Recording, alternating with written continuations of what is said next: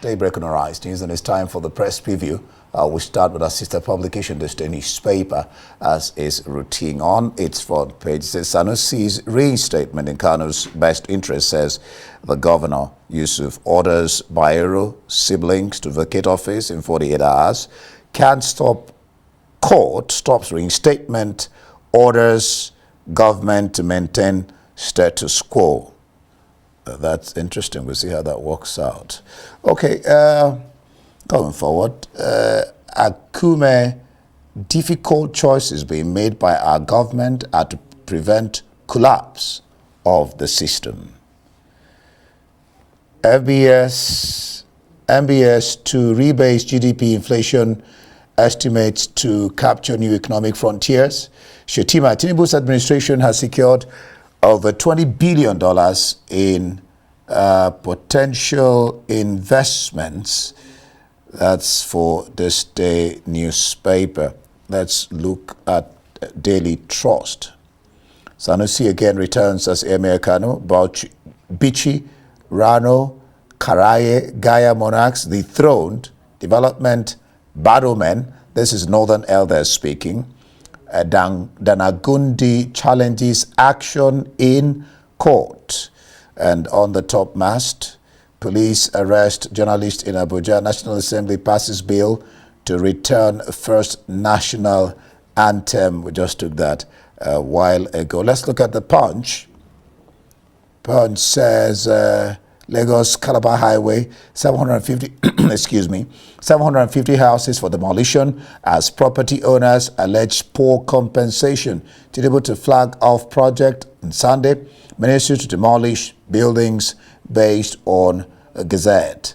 IOCs to invest $20 billion in Nigeria from the federal government. 50 firms may produce military weapons locally. NNPC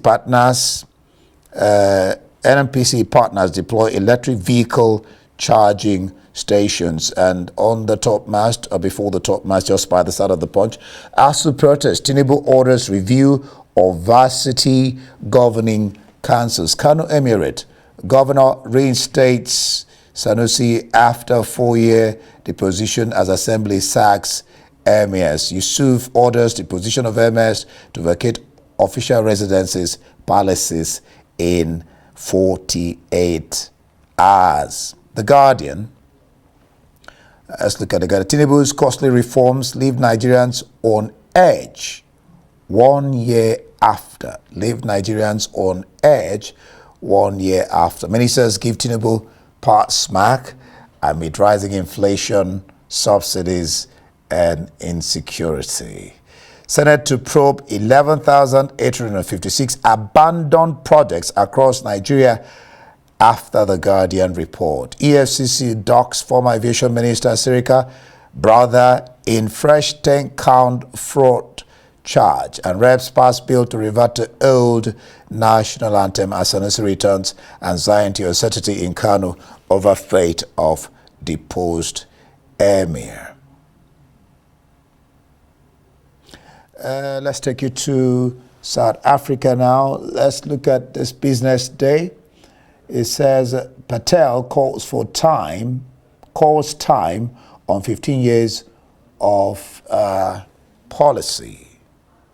And the Citizen, GBV bill, how will it help us? Let's move to international papers. We'll start with the Daily Express. PM's plan to take down Starmer in TV debates. That means they're going to hold a debate after Rishi called for election July 4th. Rishi throws down gauntlet to spineless Sir Keir Starmer.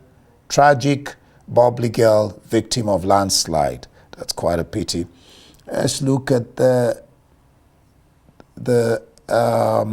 right. The Daily Mail.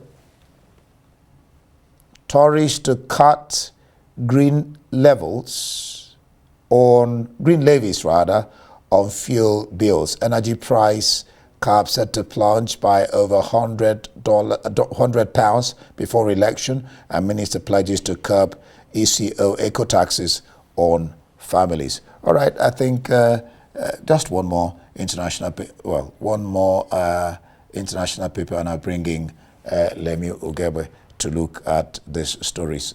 Election bad start for Sunak. Brewers cops. PM's food tea blunder during Wales Bear visit forced to backtrack on NHS Rwanda pledge. Question and answer worker revealed as a Tory. Good day for Labour. All right, let's bring in Lemi. Glad to have you join us this morning. Yeah, good morning. On Daybreak. Let's begin with our sister publication this day, talking about what some papers have the same story, and this day has it as well. Sanusi's reinstatement in Kano's best interest. That is what the governor is saying. But this also is at a time that court stops reinstatement, orders government to maintain status quo. Now, that's not the only story there. You have a story on Akome. Difficult choices being made by our government are to prevent collapse of system. And there's a story at the topmast of Shetima saying Tinubu's administration has secured over $20 billion in potential investment. Which story do you want to take first from those stories there? Okay, let's take the story. I consider the story since yesterday that broke in Kano. Yeah. The decision of the State House of Assembly to amend the bill and the Kano Emirates bill and bring and of course that paved the way for the Sanusi. For the Governor Abba Yusuf to take the decision to reinstate Sule Lamido Sanusi. You would remember that a lot of criticism trailed the decision of Ganduje as governor of Kano then to dethrone Sanusi. And it was seen to have been a political decision. Of course, because Sanusi himself, being a scholar, a royal father as he were, however, also an activist.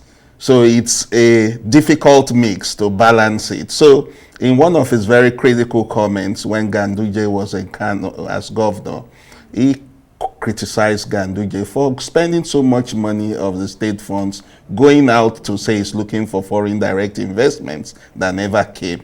So they really were not friends politically, and Ganduje took the decision to dethrone him. But Governor Abba Yusuf, as a gubernatorial candidate, made a promise to Kano indigents that the moment he wins the election, one of the first things he will do is to make sure he restores the lost glory of the Kano Emirate Council. Remember, that's over 1,000 years old, and a decision of a politician, a governor, just by what you could call fiat, he decided to dethrone Sanusi. So this is part of fulfillment of Abba Yusuf. It's his own decision, not also political. I mean, yeah, absolutely. He had made the promise, and what is even most important is what do the people of Kano want? Normally, Kano is a very volatile place, but you can see there's a lot of calm in Kano. However, there's the concern because some emirs now have been dethroned. They've been asked to return to as district heads. These people also have loyalists, no matter how few.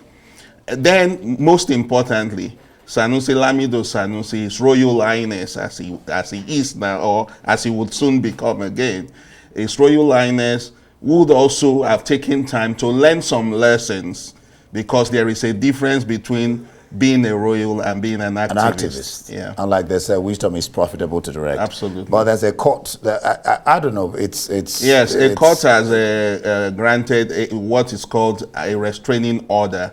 Status quo. Yes, like I always say, we must be a people governed by the rule of law, not the rule of men. So no matter how anxious the people of Kano and the governor of Kano are to get Sanusi back on his throne, it is important that they take proper legal steps to vacate that order that has made a restraining order and declared status quo to be maintained.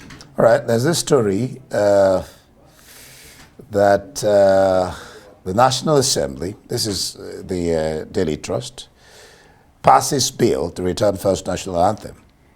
It's curious. It's very curious. Personally, if you ask me, I'll tell you that I am even actually more enthused by the old national anthem. It excites me more. I see a lot more meaning in the wordings. The current anthem, we have really not even been faithful to the wordings. The labors of our heroes past shall not be in vain. Pensioners are old, soldiers, retired and all. So a lot is wrong, yes. But you need to look at the intent behind the decision of the lawmakers to also do this. And the timing. Yes. Remember, it was not even in the order paper of the House of Representatives. That particular bill was not there, and by the procedure, their own house rules, it ought to be listed in the order paper. It was not in the order paper. So it was more like something smuggled. Then it was being done concurrently. While the House of Rep was at it, the Senate was at it, which tells you that something fishy was involved, because you really hardly have them take the same thing at the same time. Now, they rushed first reading, second reading, third reading, and passed it in the House of Rep. You cannot take such a major decision on a matter of our national heritage without opening it up to public hearing. And that's why we must also take time out to commend some fine gentlemen in the Senate, especially Comrade Adams Aliyu Shomole, who, and of course Danju Magoje, were two of the about 3 or 4 from our own information, that is behind closed door, at closed session. They were the ones who called for caution and asked that for such a decision to be taken, public hearing must be conducted. The lawmakers cannot sit in their green or chambers and decide for Nigerians what Nigerians want. Especially, is it the national anthem that is responsible for the hyperinflation? Is it the national anthem that is responsible for the very diffuent times Nigerians are going through? So the Senate have done really well. During the debate, some even were debating, what is this to what is happening to Nigerians at the present moment? I remember, it's the anthem they are going back to was bequeathed to us by 2 British citizens, while those won by Nigeria. So what are we saying? We are going back to the old times, and we are saying that very soon are they going to sit down and pass a bill that we should get them back to come and rule over us? Questions. There are more questions than answers. That's a song. The Lagos-Calabar Highway, Punch, 750 houses for demolition as property owners allege poor compensation. And then, of course, the talk about diverting. Environment reporter, Leila, did a report on that. So, Mahi, on the Okwaja Road, you know, because of the effect it's going to have on, you know, the community. There was a talk about community having priority over, or federal government having priority, and then the cables that they. So Omahi said they have diverted it now off there. But then there's this issue of 750 houses for demolition as property owners allege poor compensation. Yes, it's. I think government should make haste very slowly. There's the whole idea about that project being like a rushed decision and everybody's running, you know. I think that government should take time to really look at the situation better. The project, if fully completed, because our concern too is that the way they are rushing through this process and all that, and possibility of litigation, we hope that we will not be stuck at some point. Then whoever built a house 2 years ago, a property you put on ground 2 years ago, definitely now, what it took you to put it together, it will be like 3 times that cost now. So I cannot put a property down of, let's say, 100 million at that time, and you want to pay me compensation of even 100 million. It will not, because it can't give me back that same quality of property. So government, citizens are entitled to be compensated properly. They may not be able to give them entirely, what it should be, like but they must not be at a situation where what they are demolishing that they have put together, they will now be paid something less than the value. It will not be a proper thing to do. And Umaya has told us that they are shifting the cables and all that. These things are not things that were done within a matter of a year. This is a very serious business, and telecoms companies, all of them who have put these things in, have invested. Because as we talk about foreign direct investment, our president, they say, is it $20 billion potential investment? Now it's potential, it's not even investment per se. So we are still projecting so it's still in the spirit of renewed hope.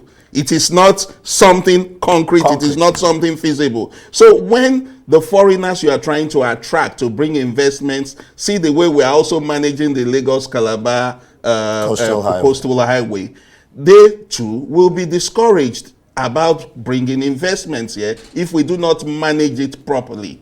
So government is best advised to make haste slowly and do the right thing. Oh, all right. I've been told we'll go on break. It's a pity we can't look at Tinubu's costly reforms, leave Nigerians on edge 1 year after, 1 year of renewed hope. We can't tackle that. Let me thank you for spending your time early to come be on Daybreak with me. Thank you. That's Lemi Ukebe on Press Preview. For more, follow us on X at Arise TV.